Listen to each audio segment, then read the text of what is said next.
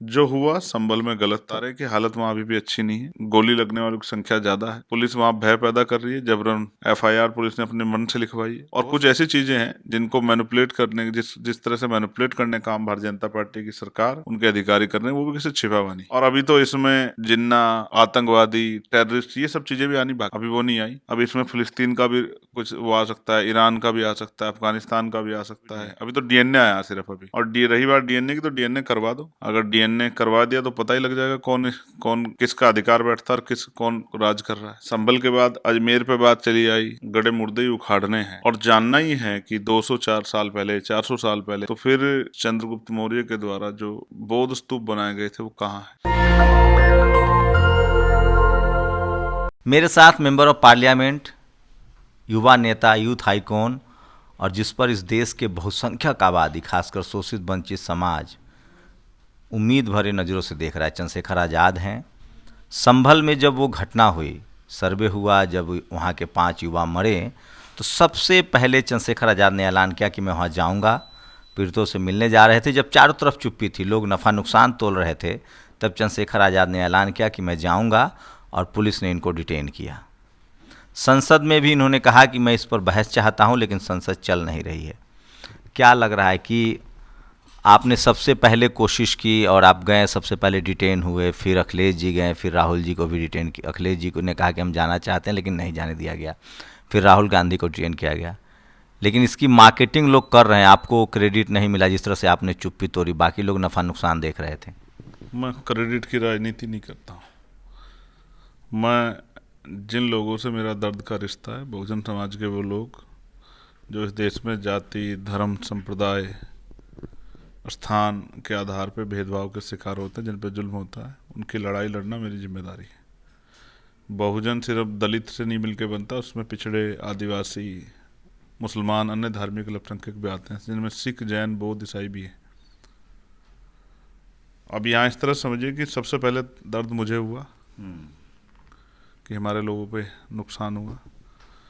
मुझे दर्द में देख के कई लोगों को भी दर्द हुआ, थोड़ा सा बाद बाद में।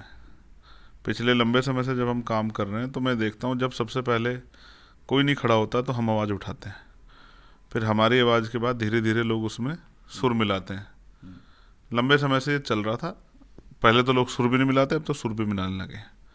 जो हुआ संभल में गलत था। 24 तारीख की घटना थी, मैंने 24 तारीख को कहा कि मैं जाऊंगा। 25 तारीख को मैं गया भी, रास्ते में रोक लिया गया और मैंने कहा कि पहले उन पर एफआईआर करो, जिन लोगों की जान गई है, उनके जिन लोगों ने वो हत्या की उन पर एफआईआर दर्ज कराओ। मैं पहला शख्स था जिसको कमिश्नर ने वादा किया कि एफआईआर होगी। लेकिन वहाँ जाके हम देख नहीं पा रहे सिचुएशन क्या है। वहाँ के लोग टच में हैं लेकिन जाना चाहते हैं, जैसे परमिशन मिलेगी जाएंगे। क्या बता रहे हैं आपके कार्यकर्ता? तो हर जगह हैं, क्या क्या अपडेट कर रहे हैं लोग इसको?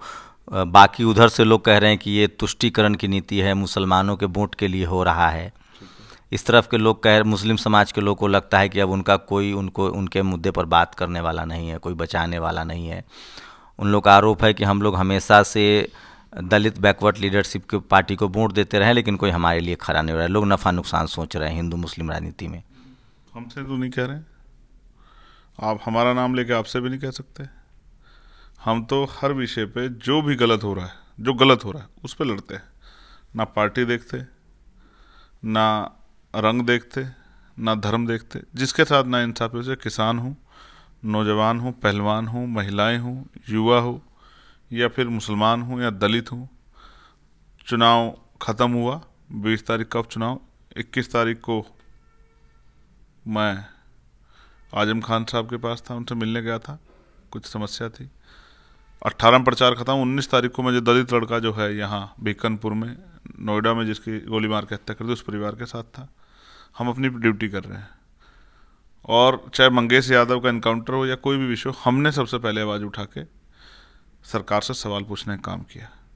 तो रही बात वहाँ की, वहाँ कार्यकर्ता बता रहे हैं कि हालत वहाँ अभी भी अच्छी नहीं है, गोली लगने वालों की संख्या ज़्यादा है। बहुत सारे लोग ऐसे लोग हैं जिनको गोली लगी, उन्हीं का नाम एफआईआर में कर दिया गया, तो इस वजह से वो लोग छिपे हुए घूम रहे हैं, दूर दूर जाके अपना इलाज करा रहे हैं। जो लोग जेल गए हैं उनमें भी बहुत सारे लोग दोषी नहीं हैं, निर्दोष लोग पकड़ के जेल भेजे गए हैं। दोषी भाग जाते हैं, निर्दोषी फंसते हैं अक्सर। तो ये तमाम तरह की परेशानियां हैं। पुलिस वहाँ भय पैदा कर रही है, जबरन एफआईआर पुलिस ने अपने मन से लिखवाई है। बहुत सारी समस्याएं हैं जिन पे, और कुछ ऐसी चीज़ें हैं जिनको मैनिपुलेट करने, जिस तरह से मैनिपुलेट करने का काम भारतीय जनता पार्टी की सरकार, उनके अधिकारी कर रहे हैं, वो भी किसी छिपा हुआ नहीं है। 10 दिन बाद जब हम सवाल उठाते कि 9mm की पिस्टल से हत्या होती, तो पुलिस कह देती कि हमारे हथियार छीन लिए गए थे, लूट ली गए। फिर वो कारतूस बताने लग जाते हैं कि वो तो मेड इन अदर कंट्री हैं, फिर कुछ और बताने लग जाते हैं। और अभी तो इसमें जिन्ना, आतंकवादी, टेररिस्ट, ये सब चीज़ें भी आनी बाकी है, अभी वो नहीं आई। अब इसमें फ़िलिस्तीन का भी कुछ वो आ सकता है, ईरान का भी आ सकता है, अफ़गानिस्तान का भी आ सकता है, और सऊदी अरब का भी आ सकता है। कई और एंगल आने सरकार की तरफ से बाकी है जो अभी नहीं है। अभी तो डीएनए आया, सिर्फ अभी डीएनए आया और ये कहा कि हम छोड़ेंगे नहीं, बख्शेंगे नहीं। तो मैं भी इंतजार कर रहा हूँ कब उस डीएम पे, एसएसपी पे, कमिश्नर पे, एसडीएम पे कार्रवाई होगी, पुलिस के कर्मचारियों पर कार्रवाई होगी, सीओ पे। मैं भी इंतजार देख रहा हूँ जो मुख्यमंत्री कह रहे हैं। और रही बात डीएनए की, तो डीएनए करवा दो। अगर डीएनए करवा दिया तो पता ही लग जाएगा कौन कौन किसका अधिकार बैठता है और कौन राज कर रहा है। डीएनए पर आएंगे। वो संसद में भी आपकी अब जिम्मेदारी है, चूंकि आप चुने हुए पार्लियामेंटेरियन हैं, वहाँ भी बोलने नहीं दिया जा रहा है इस मुद्दे पर आपको। अब इस पे मैं ये कहूँगा कि लगातार हम लोग प्रयास कर रहे हैं कि सदन चले और संभल पे चर्चा हो, लेकिन संभल पे सब लोगों को मौका नहीं मिला है अपनी बात को रखने का। एक पार्टी को मौका मिला, उन्होंने बातचीत की है स्पीकर साहब से, स्पीकर साहब ने उनको अलाउ किया। किन शर्तों पे किया, क्या बातचीत हुई, तो वो जानते होंगे। वो बोले, उसके बाद किसी को अब तक मौका नहीं मिला। हम लगातार मांग कर रहे हैं, हमारे साथ दूसरी पार्टियां मांग कर रही हैं कि संभल का विषय बहुत इम्पोर्टेंट विषय है, बहुत संवेदनशील विषय है। संभल के बाद अजमेर पे बात चली आई, बदायूं बात चली आई। ये जो पूरा विषय है वर्शिप एक्ट 1991 के वॉयलेशन का, इस पे बुनियादी काम होना चाहिए।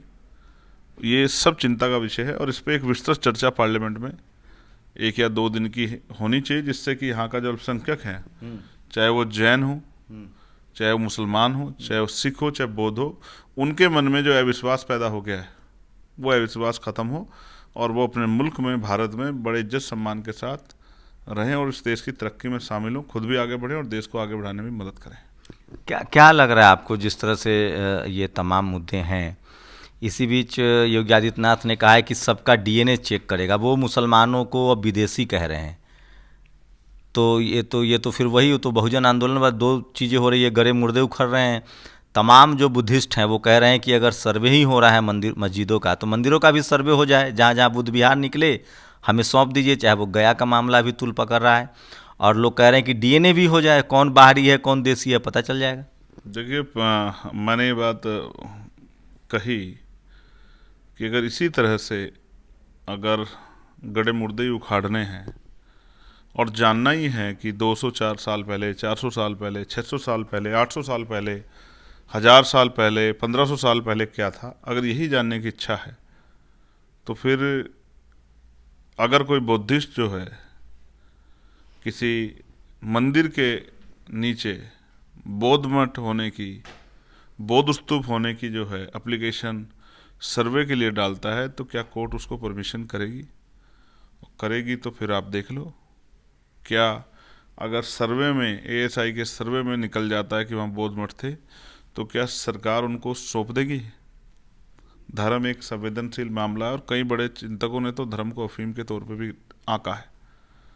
और मैं चंद्रशेखर आज़ाद, क्योंकि आज विश्व रत्न डॉक्टर बाबा साहब अम्बेडकर का परिनिर्वाण दिवस है, मेरे लिए संकल्प का दिन है कि उनके अधूरे कार्यवर्ग पूरा करने का हम लोग संकल्प लें, जो आज हमने लिया भी है सुबह अपने साथियों के साथ बड़े पैमाने पे। तो मैं आज के दिन ये कहना चाहता हूँ, माननीय काशीराम साहब कहते थे कि हमें इस देश को सम्राट अशोक के सपनों का भारत बनाना है। तो सम्राट अशोक के द्वारा, चंद्रगुप्त मौर्य के द्वारा जो बौद्ध स्तूप बनाए गए थे, वो कहाँ हैं? यहीं बनाए गए थे। अगर खोज करनी है 84,000 बौद्ध स्तूप, हाँ, उनकी भी खोज हो जाए। प्लस अगर डीएनए चेक कराना है तो करा लो डीएनए, ये भी ज़रूरी है। डीएनए चेक कराओ तो आपको पता लग जाएगा कि आप कहाँ के हैं और हम कहाँ के हैं, और कौन कहाँ का है, कौन बाहरी है, कौन विदेशी है, किसने किसकी हिस्सेदारी को हड़प रखा है, किसको राज करना चाहिए, कौन जो है दया पे जी रहा है, कौन शक्ति में है और कौन जो है कमज़ोर होकर जी रहा है, किसने किसका हक मारा ये भी पता लग जाएगा। तो मुख्यमंत्री गुस्से गुस्से में कह तो गए हैं, लेकिन इसकी मांग तो हम बहुत दिनों से पहले से कर रहे हैं। और 2010 की डीएनए की रिपोर्ट भी है जो टाइम्स ऑफ इंडिया में छपी थी। राखी गढ़ी मामले में। हाँ, तो वो रिपोर्ट ही पढ़ लो। और मैं फिर कह रहा हूँ, हम तो आज इस देश को एकजुट करने के लिए, हम पुरानी बातों पर चर्चा नहीं करना चाहते। आज हम लोग मिल के, जो बाबा साहब अम्बेडकर का सपना था कि मिलजुल के एक समय आएगा कि राष्ट्र जो है एकजुट होकर आगे बढ़ेगा राष्ट्र की तरक्की के लिए, और सभी लोग जो है सामाजिक आर्थिक गैर बराबरी के कि जो एक ये कुरीति समझिए या एक व्यवस्था के आधार पर ये बुराई समझिए, इससे बाहर निकल के भारतीय बन के आगे बढ़ने का प्रयास करेंगे। हम तो उसी का प्रयास कर रहे हैं। हम नहीं कह रहे हैं कि कोई बाहरी है, किसी जाति के, किसी धर्म के व्यक्ति को हम नहीं कह रहे हैं। हम तो कह रहे हैं सब भारतीय हैं जो 26 जनवरी 1950 को, और या ये कहिए कि 15 अगस्त 1947 को यहाँ था जब देश आज़ाद हुआ, और जिस दिन संविधान लागू हुआ जो यहाँ था तो वो भारतीय है, ये संविधान कहता है। और संविधान से बड़े नहीं है। तो मैं नहीं कहता कि किसी की अपर कास्ट के आदमी को भगा दो वो बाहरी है, नहीं कहता। मैं नहीं कहना चाहता हूँ, ना मुझे कोई अधिकार है। सब, मैं संविधान को मानने वाला व्यक्ति हूँ। लेकिन आज सबको मिलकर आगे बढ़ना चाहिए। हमारा ध्येय इस तरफ है, क्योंकि बाबा साहब अम्बेडकर ने कहा प्रथम और अंत्य भारतीय हैं। तो अगर मुख्यमंत्री का डीएनए कराने का मन है तो करवा दो। बाबा साहब की मूर्ति को लेकर बात हो रही है। आप भी गए थे वहाँ माल्यार्पण करने। लोगों का कहना है कि एक तो मूर्ति डिस्प्लेस की गई जहाँ पहले लगी हुई थी। उनका तर्क है कि सारी मूर्तियों को हटाया गया, प्लस बाबा साहब की मूर्ति का जो बेस है उसको भी कम कर दिया गया है। इसको लेकर भी लोगों में गुस्सा है कि ये उनके मूर्ति, एक तो बाहर मूर्ति तोड़ते हैं मनुवादी जातिवादी, उनका तो कुछ कहा नहीं जा सकता। वो तो पढ़े लिखे नहीं है, वो तो भारत के महत्व को नहीं समझ रहे बाबा साहब को। लेकिन पार्लियामेंट में जो ये हुआ है, इसको लेकर भी लोग रिस्पॉन्स कर रहे हैं। जो समाज के द्वारा विरोध दर्ज करा गया था उससे मैंने माननीय स्पीकर साहब को अवगत कराया था, और अपना विरोध भी दर्ज कराया पार्लियामेंट में। इस पर सवाल भी खड़ा किया। लेकिन मैं समाज के तौर पे उनकी भावनाओं का सम्मान करता हूं। लेकिन मैं उनसे भी कहना चाहता हूं कि हम अपना बहुत बड़ा समय मूर्ति लगाने में, मूर्ति की सुरक्षा करने में और मूर्ति को पूजने में खराब कर रहे हैं। बाबा साहब अम्बेडकर मूर्ति पूजा के घोर विरोधी थे। उन्होंने कहा मैं मूर्तियों में नहीं, मैं किताबों में हूँ। मुझे पूजने की नहीं, मुझे पढ़ने की ज़रूरत है। हमने उनको ईश्वर का अवतार बना के, और जिस तरह का जो पहले हम पाखंडवाद देशवाद में घुसे हुए थे, अब हम उनके साथ भी इस तरह का सलूक करने लगे। मुझे लगता है कि ज़्यादा दिन तक जो है ये धोखा नहीं चल पाएगा। अब लोगों को धीरे धीरे समझना चाहिए कि बाबा साहब ने तो हमें और बहुत सारी बातें भी कही। उन्होंने हमें शिक्षित होने को, संगठित होने को, संघर्ष करने को कहा। उन्होंने हमें ये भी कहा कि political power is the master की। ये पॉलिटिकल पावर जो है ये वो कुंजी है सत्ता की, ये वो चाबी है जो आपकी सारी परेशानियों का हल कर देगी। तो हमारे लोगों को उसके बारे में भी सोचना चाहिए। बहुत कुछ है। मेरे मन में एक सवाल है, और लोग बहुत कहते हैं कि जब भी अगली बार आप उनसे मिले, लोग कह रहे हैं कि नेशनल दस्तक दस्तक, मैंने क्या कहा आपसे? बाबा साहब ने जो कहा, क्या हम उस तरफ चल पा रहे हैं? नहीं, उसी से जुड़ा सवाल है। The master key, yes it is the master key which can you open the each and every door. आप अपनी सारी समस्याओं के दरवाजे खोल सकते हैं पॉलिटिकल पावर हासिल करके। क्या समाज उस तरफ क्यों नहीं सोच रहा है? उसी पर सवाल है चंद्रशेखर जी। लोग कह रहे हैं कि आप युवा हैं, आपने एक लंबी लड़ाई लड़ी है, आप ट्रस्ट करता है देश। आप सारे जो नेता हैं, जो सामाजिक आंदोलन करता है, नेता हैं, उनको एकजुट करने की जिम्मेदारी लीजिए, ये लोग कह रहे हैं। सही कह रहे हैं वो, बिल्कुल उनका अपना मत हो सकता है। आपसे उम्मीदें हैं। लेकिन काशीराम साहब ने भी के सामने ये सवाल आया था, तो उनका जवाब ये था कि भाई हर आदमी अपनी निजी आवश्यकताओं का ध्यान रखते हुए और अपनी महत्वाकांक्षा और अपने सम्मान का ध्यान रखते हुए, व्यक्तिगत सम्मान का ध्यान रखते हुए काम कर रहा है। अब सब पांचों उंगली एक बराबर नहीं हो सकती। जिनका मन हो, जो एक्टिविस्ट हैं, अगर वो इलेक्टोरल पॉलिटिक्स में आना चाहते हैं तो आज़ाद समाज पार्टी के दरवाजे सभी के लिए खुले हैं। अगर मैं ज़्यादा समय इनको मनाने में लगाऊंगा तो ज़मीन पे जाके समाज को तैयार करने का काम कौन करेगा? तो उन्होंने कहा कि मैं समाज को तैयार करने का काम कर रहा हूँ। और आप जानते हैं कि मैं लगातार समाज के दुख सुख में जाने का और समाज को तैयार करने का काम कर रहा हूँ। मैं आपको एक बात बताता हूँ, मेरे खुद से छोटे भाई 15 दिन आईसीयू में रहे, और मैं चंद्रशेखर आज़ाद झूठ नहीं बोलता हूँ। मैं 2 तारीख की रात को उनसे मिलने के लिए गया जब वो आईसीयू से जनरल वार्ड में आ गए। और यहाँ तक कि जिस दिन मैं वहाँ गया तब अस्पताल के कर्मचारियों को पता लगा कि ये चंद्रशेखर आज़ाद के छोटे भाई हैं। तब वहाँ के डॉक्टर्स मुझसे मिले कि हमें पता ही नहीं, ना इन्होंने बताया कि आप उनके छोटे भाई, ना आपने कोई फ़ोन किया। तो मैंने अपने खुद के व्यक्तिगत परिवार को, अपने सगे भाई को जिनके साथ मैं बचपन में बड़ा हुआ, उनको भी सेकेंडरी कर दिया इस मूवमेंट के सामने।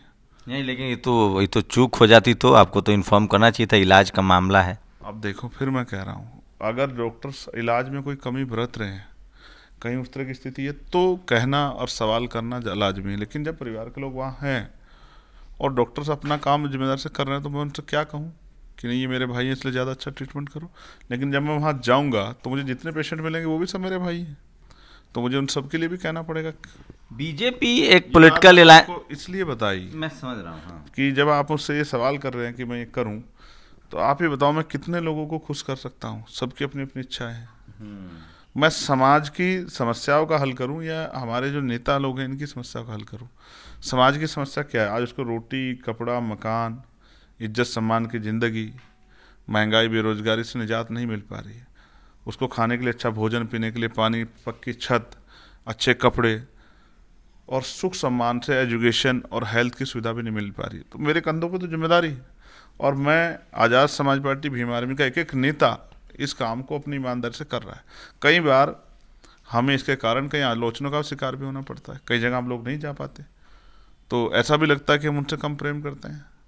तो हम सब चीज़ों को समझते हैं, सुनते हैं, सब चीज़ों को समझ के, सुन के महसूस करते हैं कि जहाँ ज़्यादा आवश्यकता हो तत्काल की वहाँ जाना चाहिए, जहाँ लेट हो वहाँ कुछ देर बाद भी, या उधर जाते हुए चले जाएंगे तो भी हो जाएगा। ईवीएम को लेकर एक मैसिव, महाराष्ट्र के बाद अब लगभग एक राय बन चुकी है कि ईवीएम का विरोध शुरू भी हो रहा है। ठीक है, क्या उसको लेकर भी कोई पार्टी के स्तर पे, संगठन के स्तर पे आप लोग का कोई प्लानिंग है? देखिए, ये कुछ ही दिन चलेगी ये चर्चा, क्योंकि अभी ताज़ा चुनाव हारे हैं।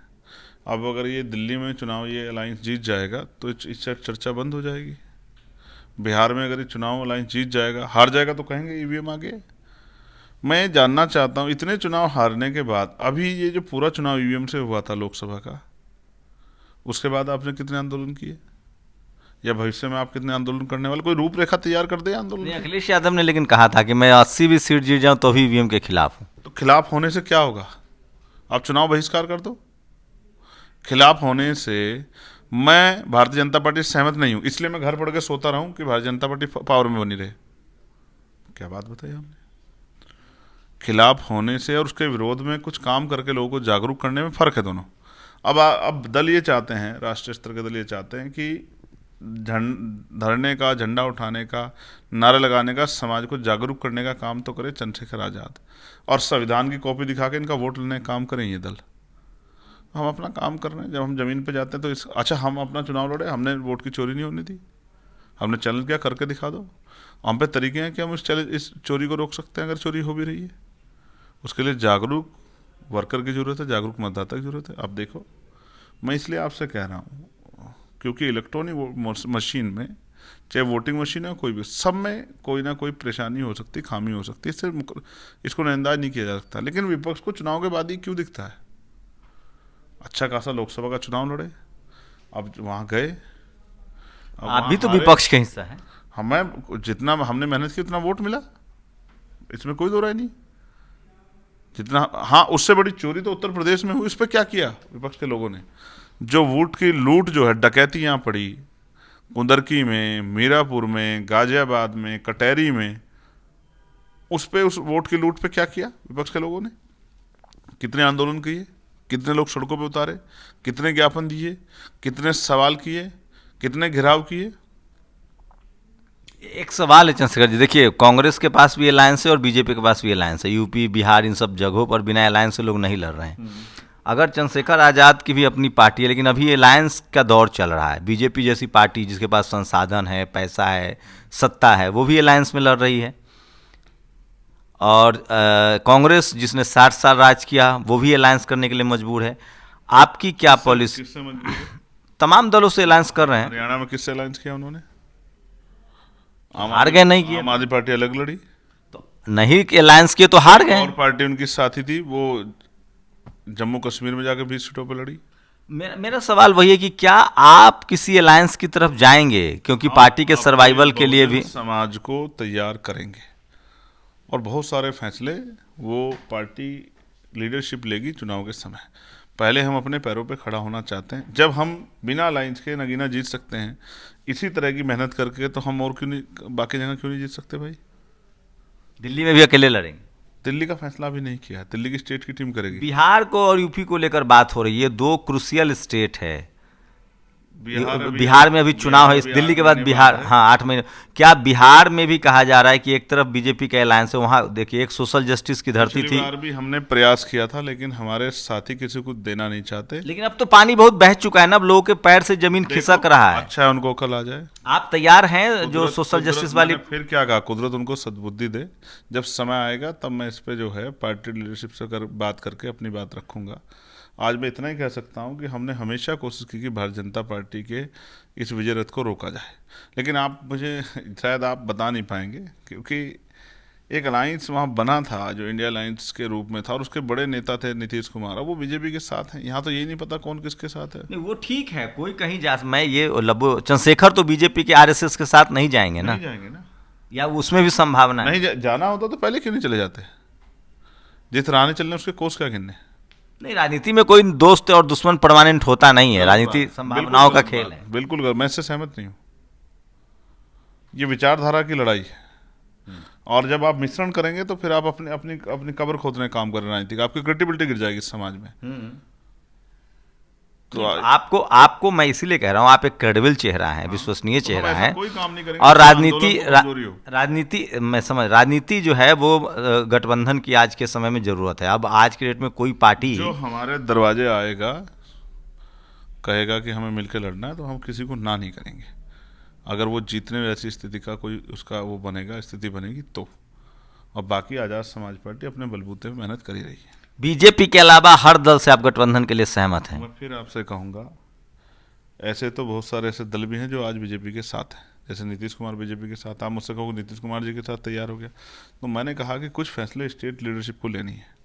स्टेट लीडरशिप अपने फैसले लेगी, वो तय करेगी कि जो मेहनत वो कर रहे हैं वो मेहनत कामयाब हो रही नहीं हो रही, और बाकी फिर हम लोग सलाह करके आप जैसे साथी सलाह लेके इस पर आगे बात बढ़ाएंगे। मैं एक नॉर्मल सवाल कर रहा हूँ, मतलब आप एकदम नॉर्मल, मतलब आप राजनीति वाला जवाब मत दीजिएगा। इसे एक आम धारणा, व्यक्ति नहीं हो क्या? नहीं, आप राजनीतिक व्यक्ति हैं, लेकिन हम लोग एक नॉर्मल बातचीत के जैसे, एक आम धारणा है कि इस देश में कांग्रेस ने 60 साल राज किया, SC ST OBC को वो चीज़ नहीं मिला जो मिलना चाहिए था। ये सच है, फैक्ट है।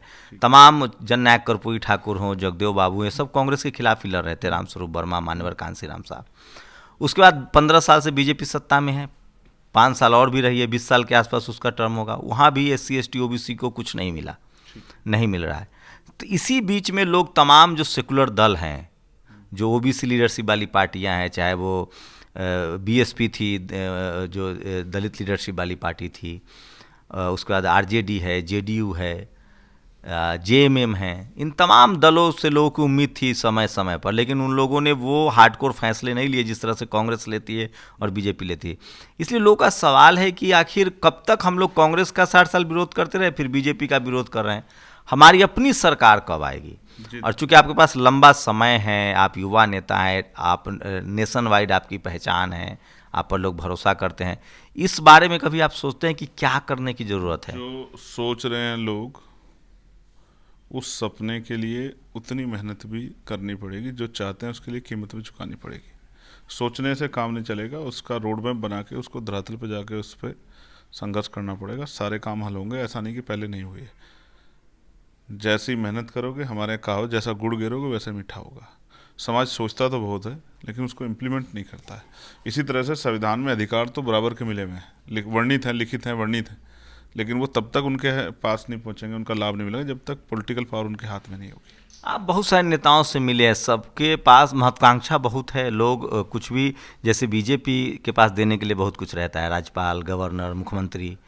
जो ओबीसी लीडरशिप वाली खासकर पार्टियां, मैं तो नाम लेके कह रहा हूँ, सपा है, आरजेडी है, ये बहुत क्या इन्फीरियर रहते हैं कि हम राष्ट्रीय अध्यक्ष भी रखेंगे, अध्यक्ष भी रखेंगे, मुख्यमंत्री का पद भी रिजर्व है, और पॉलिटिकल अलायंस भी नहीं करेंगे दूसरे पार्टियों के साथ। मैं पिछड़े दलित क्योंकि वर्ग, आप मिले, अखिलेश जी से भी मिले, तेजस्वी यादव से भी मिले, मेरे सब लोग। कैसे अनुभव हैं ये आप अच्छी तरह जानते हैं, आपसे कुछ छिपा हुआ नहीं है। नहीं नहीं नहीं, मैं तो बढ़ा चढ़ा के बोल दूंगा। नहीं नहीं, मेरे कैसे अनुभव हैं और उनके क्या परिणाम हुए, मुझे कमज़ोर आंका गया इस बात के साथ, और मुझे हराने के लिए एड़ी चोटी के जोर हमारे ही लोगों ने लगाए।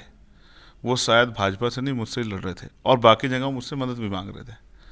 जैसे उनके बहुत सारे एमपी जो जीते हैं, वो अपने मुंह से बता सकते हैं क्या मैंने उनकी मदद की या नहीं की। लेकिन एक कड़वा सच ये है कि जैसा मैंने आपको पहले दिन कहा, और बहुत पहले भी मैंने और मीडिया चैनल कहा, कि वो हमारी लीडरशिप से क्यों नाराज़ हैं, ये वो बेहतर जानते होंगे। इस देश में एक भी एससी मुख्यमंत्री नहीं है आज के डेट में। इसीलिए तो 20-25% आबादी है। इसलिए तो चिंता है कि 2-4 एससी मुख्यमंत्री बने। ये बड़ा चैलेंज है। आप सवाल है, चैलेंज हमने कोई छोटा चैलेंज लिया ही नहीं कभी। जब हमने इस देश में स्थापित दलों के खिलाफ, एनडीए और इंडिया अलायंस के खिलाफ चुनाव लड़ा, तो वो कोई छोटा चैलेंज था क्या? लोकसभा का चुनाव जिसमें 5 विधानसभा सीट आती हैं, जहाँ बहुत मेहनत करनी पड़ती है, वो छोटा चैलेंज, हम कभी छोटा चैलेंज ले ही नहीं रहे ना। हम बड़े विजन के साथ आए, बड़े चैलेंज ले रहे हैं, और मजबूत लोगों से लेंगे, और चैलेंज लेंगे भी और हरा के भी दिखाएंगे। क्या रणनीति आगे की? और कैमरे पे बता दी तो फिर बचेगा क्या? रणनीति का मतलब आप समझते हैं? लोगों से कुछ तो प्लानिंग है जो जनवरी में बताएंगे आपको। जनवरी में आपको प्लान बताएंगे, नया साल आएगा, नई प्लान बताएंगे आपको। बिल्कुल चंद्रशेखर, बहुत पॉलिटिकल तरीके से बात कर रहे हैं, और करना भी चाहिए। लेकिन सवाल वही है कि सोचिए, इस देश में मुस्लिम की बात होती है, मुस्लिम समाज के भी मुख्यमंत्री हैं। 20 से 25% की आबादी है एससी समाज की, उसका आज कोई मुख्यमंत्री नहीं है, एक भी देश में मुख्यमंत्री नहीं है। इसकी चिंता दलित समाज के लोगों को भी करनी चाहिए, जबकि हम तो बहुजनवादी हैं, लेकिन दलित समाज के लोगों को भी इसकी चिंता करनी चाहिए कि ऐसा क्यों है। और जिस दिन वो इस चिंता को करेंगे, तो चंद्रशेखर आज़ाद उनके पास सहारे के तौर पर है, उनके वर्कर के तौर पर, कि जो उनकी इस मांग को बहुत जल्दी पूरी करवा देगा। तो सोचिए कि इस देश में एक भी एससी मुख्यमंत्री नहीं है, और ये बड़ा सवाल है, और हम लोग इस पर बात भी कर रहे हैं। वो समाज जो सबकी लड़ाई लड़ रहा है, संविधान की लड़ाई, सोशल जस्टिस की लड़ाई लड़ रहा है, वो मुख्यमंत्री नहीं है। ये एक बड़ा पॉलिटिकल क्राइसिस है। और सवाल है कि बिहार, यूपी में चंद्रशेखर आज़ाद का कद बहुत बढ़ा है, उनके समर्थकों की संख्या बढ़ी है, और बड़े युवा आइकन के तरह पे उभरे हैं। ऐसे में अगर बीजेपी गठबंधन में भी वो जाते हैं तो फ़ायदा होगा, और विपक्षी गठबंधन में भी जाते हैं तो गठबंधन को फ़ायदा होगा। ये बात सच है। सवाल है कि क्या एससी, एसटी, ओबीसी की लीडरशिप वाली जो पार्टियां हैं, उनकी अपनी महत्वाकांक्षा इतनी ज़्यादा है कि वो नए उभरते नेताओं को स्पेस नहीं देना चाहते, और इस वजह से जो एक कहावत है कि हम भले गज मतलब थान हार जाएं, लेकिन गज न जाए।